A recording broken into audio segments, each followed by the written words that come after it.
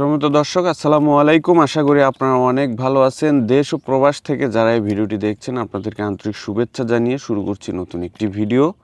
তো সম্মানিত দর্শক, আজকের ভিডিওর বিষয় হচ্ছে আমি যে মরিচের জমিতে অবস্থান করতেছি, এই মরিচের জমি প্রস্তুত থেকে শুরু করে এ পর্যন্ত আমি যা যা করেছি এবং আমি কি পরিচর্যা করেছি সেগুলো সব কিন্তু এই চ্যানেলে আপলোড দিয়েছি। এই ধারাবাহিকতায় এই ভিডিওগুলোতে কিছু কমেন্ট করেছেন আপনারা, সেগুলো আমি আসলে আপনাদেরকে সরাসরি উত্তরগুলো দিতে চাই, কারণ এটা খুবই গুরুত্বপূর্ণ কিছু প্রশ্ন করেছেন। এটা যদি আমি ভিডিও করে দিই তাহলে আপনাদের অনেকেরই উপকারে আসবে। তো চলুন কি আপনারা প্রশ্ন করেছেন সেগুলো একটু এক নজরে দেখার চেষ্টা করি। প্রথমে আপনারা জিজ্ঞেস করেছেন যে কি জাতের মরিচ চাষ করেছি। দ্বিতীয়ত জিজ্ঞেস করেছেন মরিচ গাছের বয়স কতবার হারভেস্ট করেছি, কি স্প্রে করি, মালচিং করে মরিচ চাষে খাবার কিভাবে দেই, কতটুকু মরিচ চাষ করেছি, আমি কেন শুধু মরিচ চাষ নিয়ে ভিডিও করি। তো এগুলো হচ্ছে আমার কাছে মনে হচ্ছে যে এগুলো সবগুলোই আমার ব্যক্তিগতভাবে আপনারা প্রশ্নটা করেছেন। এখানে যেটা একদম সত্য সেগুলোই আমি আপনাদেরকে উত্তর দেওয়ার চেষ্টা করতেছি। আপনারা যে প্রশ্নগুলো করেছেন সেগুলো আমি নোট করে রেখেছি। তো প্রথমে যে প্রশ্নটি করেছেন যে কি জাতের মরিচ চাষ করেছি, হ্যাঁ, এটা আমার প্রথম থেকে শেষ পর্যন্ত যতগুলো আমি ভিডিও দিয়েছি কোনো জায়গায় কিন্তু আমি বলি নাই যে এটা এই জাতের মরিচ। তো এটা না বলার পিছনে অনেকগুলো কারণ রয়েছে। প্রথমত কারণ হচ্ছে আমি প্রত্যেক বছর নতুন নতুন জাত নিয়ে কাজ করি। তো গত বছর আমরা ধূমকেতু এবং নাগা ফায়ার নিয়ে কাজ করেছি, OnePlus নিয়ে কাজ করেছি, সেগুলো আমরা খুব ভালো পারফরমেন্স পেয়েছি।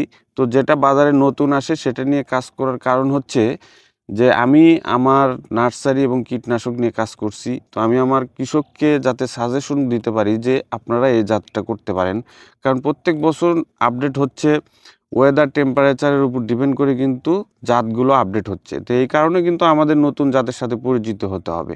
এবার আমি পরীক্ষামূলকভাবে দেখার জন্য এখানে 11% প্লটে এগ্রোয়ান সিডসের নাগা ফায়ার প্লাসটা আমি এবার করেছি। তো এই নাগা ফায়ার প্লাসটা কেমন পারফরমেন্স দিচ্ছে এটা সম্পর্কেও জানাবো, এবং এখন পর্যন্ত ভালো দিচ্ছে। যেহেতু এটা একটা লং টাইমের চাষ সেহেতু আমাকে এখন এটার মন্তব্য করতে পারবো না।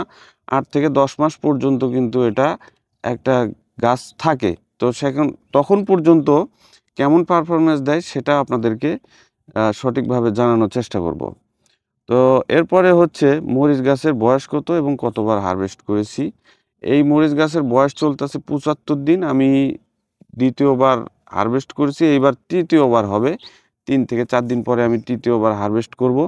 এবং কি স্প্রে করি, এবং স্প্রেগুলো আমি কিন্তু আপনাদেরকে যেগুলো প্রাথমিক ধারণা, যে রোগগুলো আপনার মরিচের জমিতে আক্রমণ করতে পারে সেই সম্পর্কে প্রাথমিকভাবে ধারণা দিয়ে আমি আপনাদেরকে কি স্প্রে করবেন সে ধরনের সলিউশন দিয়ে থাকি। এবং মরিচ গাছে কিন্তু অনেক ধরনের স্প্রে করতে হয় এবং আমাদের শিডিউল স্প্রে রয়েছে, এই শিডিউল মোতাবেক কিন্তু আপনি স্প্রে করতে পারেন। এবং শিডিউলে যেভাবে আমরা কীটনাশকগুলো সাজাইছি দেখা যাচ্ছে যে গাছের একটা নির্দিষ্ট বয়সে ছত্রাক এবং পোকার আক্রমণ হয় এবং কুকরি কেন হয় এইটা নিয়ে আমরা রিসার্চ করি। তো তারপরে আপনারা জিজ্ঞেস করেছেন মালচিংয়ে কি করে খাবার দিতে হয়, মালচিং করে মরিচ চাষে কিভাবে খাবার দিতে হয়। তো হ্যাঁ, সম্মানিত দর্শক, এটা মালচিংয়ে অনেক ধরনের খাবার দেওয়ার সিস্টেম রয়েছে। আপনারা নেটে ঘাটাঘাটি করলে দেখতে পারবেন একজন এক ধরনের সিস্টেমে মরিচের গাছে খাবার দিচ্ছে। আমি ড্রেনটা রেখেছি ফুল 1 হাত 18 ইঞ্চি। তো অনেকেই কিন্তু ড্রেনে খাবার দেয়, আবার কিন্তু ড্রেনের সাইডে খাবার দিচ্ছে, আবার কিন্তু শুধু পলির নিচে একটু এক জায়গায় গর্ত করে সেখানে খাবার দিচ্ছে। তো আমার কাছে এগুলো একটাও পারফেক্ট মনে হয়নি।